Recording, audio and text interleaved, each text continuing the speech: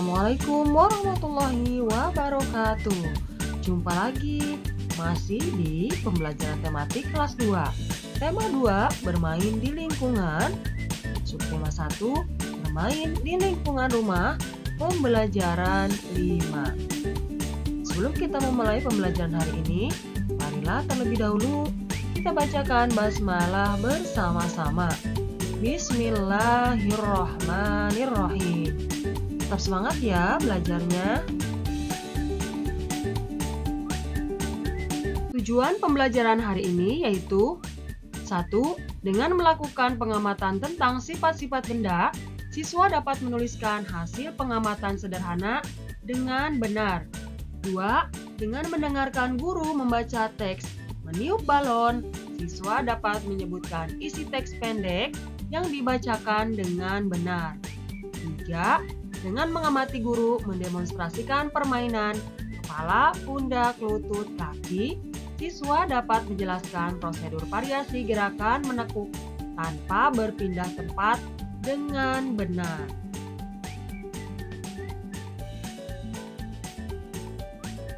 Ayo membaca. Mari kita baca teks percakapan berikut ini bersama-sama. Di sini ada si balon dengan si perahu nanti ya.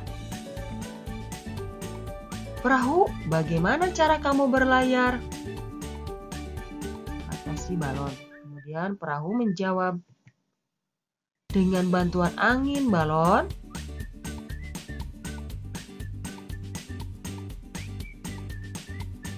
Angin? Apa itu angin? Angin itu udara yang bergerak. Kalau kamu, mengapa bisa menggelembung?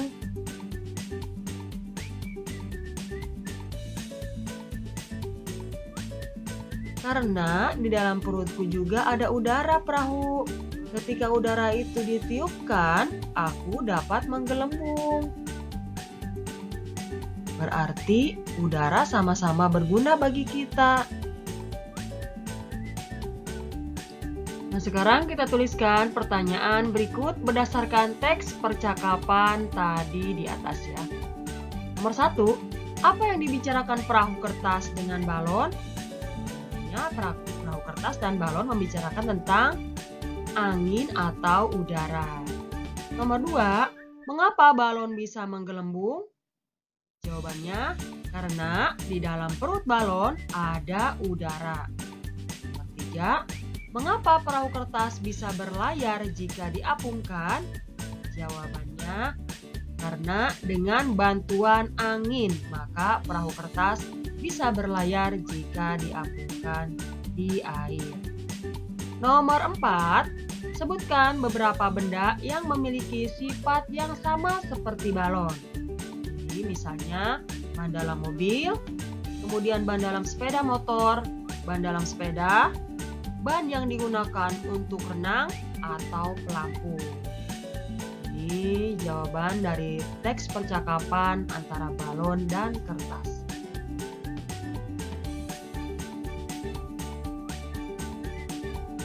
Untuk mengetahui sifat-sifat benda, kita bisa melakukan kegiatan berikut.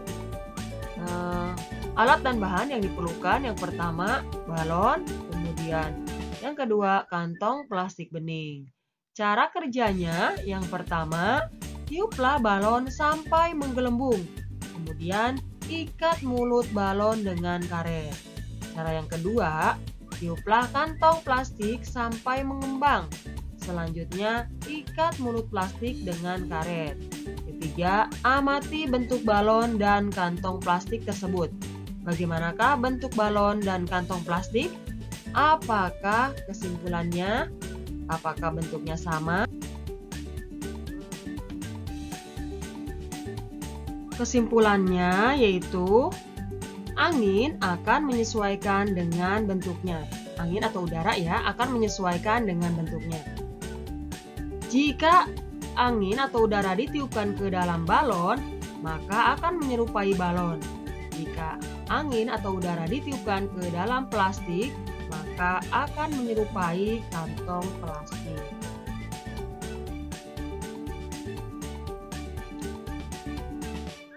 Mari sekarang kita baca bersama-sama teks berikut ini.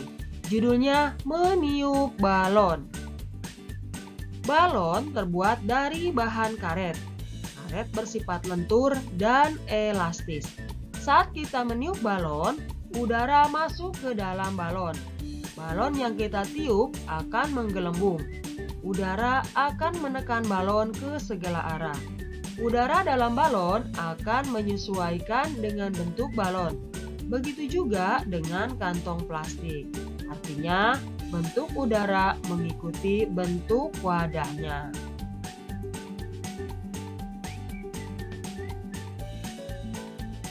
Setelah mendengarkan isi teks yang telah dibacakan tadi, mari kita jawab pertanyaan berikut ini. Nomor 1, bagaimana bentuk udara ketika ditiupkan ke balon? Jawabannya akan seperti balon. Nomor 2, bagaimana bentuk udara ketika ditiupkan ke kantong plastik? Jawabannya akan menyerupai kantong plastik. Nomor 3, apakah sama bentuk udara ketika ditiupkan ke balon dan ke kantong plastik? Jawabannya tidak. Kalau ditiupkan ke balon akan menyerupai balon. Kalau ditiupkan ke kantong plastik, maka akan menyerupai kantong plastik. Nomor 4, bagaimana menurutmu sifat udara? Udara akan mengikuti bentuk wadahnya. Nomor 5, ceritakan kembali secara lisan isi teks meniup balon. Balon yang kita tiup akan menggelembung. Udara akan menekan balon ke segala arah. Udara dalam balon akan menyesuaikan dengan bentuk balon. Begitu juga dengan kantong plastik. Artinya, bentuk udara mengikuti bentuk wadahnya. Ayo mengamati. Nah, sekarang amatilah gambar berikut ini. Nah, apa yang dilakukan Benny dan teman-temannya? Benny dan teman-temannya sedang melakukan permainan kepala, pundak, lutut, kaki. Kalian juga bisa mencobanya ya di rumah.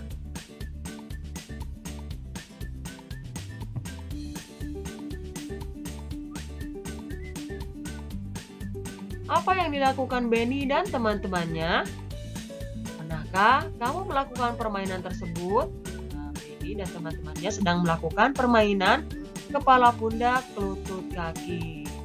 Tentunya kalau kalian belum pernah, bisa untuk mencobanya. Lakukan permainan kepala, pundak, lutut, kaki bersama teman-teman.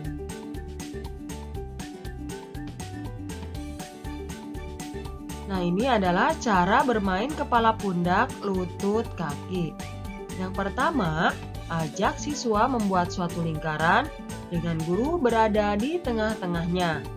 Kedua, guru memimpin permainan dengan bernyanyi lagu kepala, pundak, lutut, kaki sambil membuat gerakan sesuai lirik lagunya. Kemudian, minta siswa untuk mengikuti gerakan guru. Ketiga, ketika siswa sudah mulai hafal, berikan mereka 2-3 instruksi yang berbeda atau buat variasi lirik yang lainnya. Misalnya, kepala, pundak kanan, kaki tendang depan belakang, dan sebagainya. 4. Permainan juga bisa divariasikan dengan melakukan gerakan yang tidak sesuai dengan lirik lagu, misalnya kepala, namun guru memegang kaki. Dalam hal ini, siswa tetap diarahkan melakukan gerakan sesuai lirik lagu. Tujuannya untuk melatih konsentrasi siswa. Yang kelima, setelah mengulang permainan beberapa kali, mintalah siswa untuk bergantian menjadi pemimpin. Ajak mereka untuk menciptakan gerakan yang lebih sulit. Nah, ini adalah cara bermain kepala, pundak, lutut, kaki. Ayo membaca. Bermain ada aturannya. Setiap aturan permainan harus dipatuhi. Ketika bermain tidak boleh curang. Aturan tidak hanya ada di dalam permainan saja. Di rumahku juga ada beberapa aturan. Teman-teman mau tahu? Nah, ini adalah aturan di rumah Benny. Mari kita baca bersama-sama.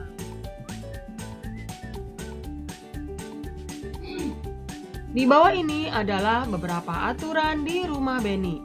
Mari kita bacakan dengan lafal dan intonasi yang tepat. Aturan di rumahku. 1. Bangun pagi pukul 5. 2. Setelah bangun merapikan tempat tidur. 3. Selalu minta izin bila bepergian. 4. Dalam bermain tidak boleh lupa waktu. 5. Setelah makan membersihkan meja dan mencuci piring. 6. Sore hari membantu pekerjaan orang tua. 7. Pukul 7 malam belajar dengan rajin. Yang ke-8, pukul 9 waktunya tidur. Nah, ini adalah aturan yang ada di rumah Benny. Nah, setelah kita membaca aturan yang ada di rumah Benny, bagaimana dengan aturan di rumah kalian? Apakah kalian juga sama? Mempunyai aturan di rumah kalian masing-masing? Coba kalian lakukan atau kalian bisa mencontohkan aturan yang ada di rumah Benny seperti yang ini ya.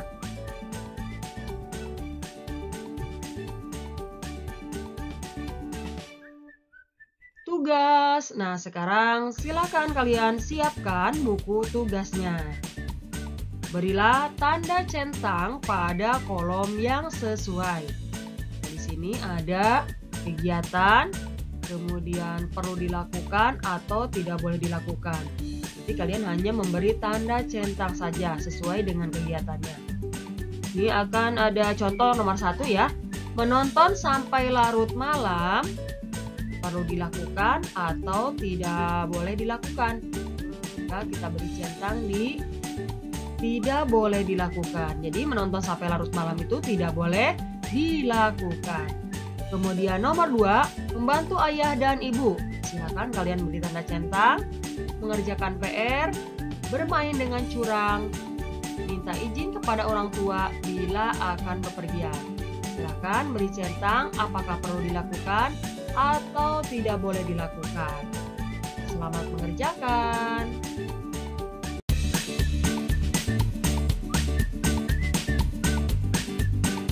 Terima kasih ya sudah menyimak video pembelajaran hari ini. Semoga bermanfaat. Tetap semangat, jangan lupa untuk selalu mengerjakan tugas. Sebelum kita akhiri, marilah kita bacakan hamdalah bersama-sama. Alhamdulillahirabbil alamin. Sampai jumpa di pembelajaran selanjutnya. Wassalamualaikum warahmatullahi wabarakatuh.